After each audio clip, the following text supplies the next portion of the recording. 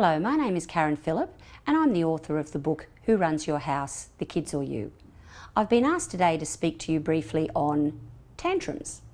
It's always a big thing, tantrums. We parents with that have had children that are around 2, 3, 6 years old usually experience some degree of tantrum with our child.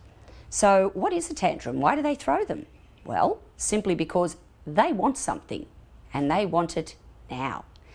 And the parent decides different. And because of that, the child will escalate their behaviour to make sure they get it, or at least to make sure the mum or dad know, I want this and it's really important to me.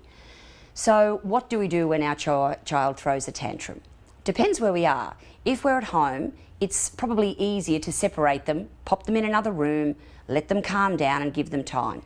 If we're out in the shopping centre, a little bit more difficult. However, the first thing I usually suggest to parents is never give in to their tantrum. Because if we do, what we're doing is rewarding their bad behaviour.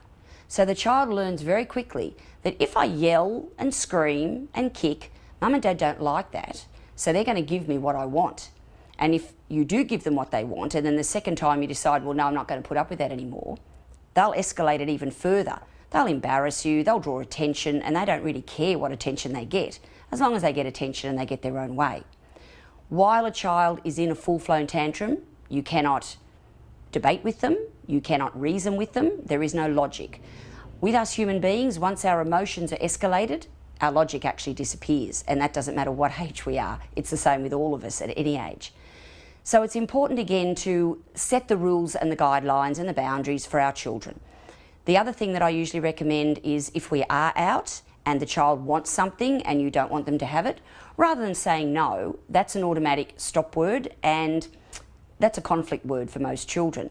So we usually say to our kids, you know what, I might consider that for you, sweetheart. Yes, I can see how much you want it and I might look at getting that for you. However, I'll only consider getting it if you behave like the very clever little boy or little girl that you are, and you stay quiet with me while I finish the shop or the chore that I have to do or the task that I'm doing.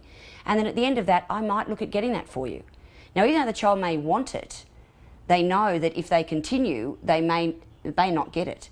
But if they've got a chance of getting it, they usually do try and behave to get that item that they're after. Now, if it's something small like a lollipop or a little toy or something like that, you may consider getting it for them. And I usually do recommend that we give them something every now and again for their good behaviour.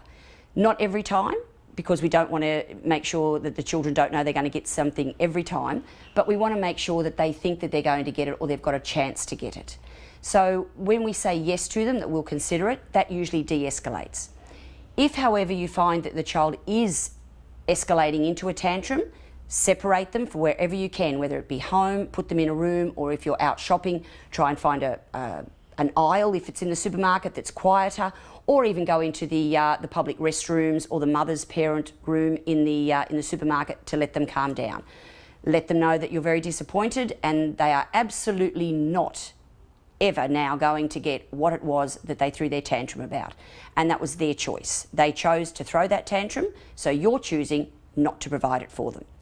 When you do that and it's consistent, the child does realise and does learn fairly quickly, well, this is never going to work for me. I am never going to get what I want by doing this. Perhaps I'll look at doing something different.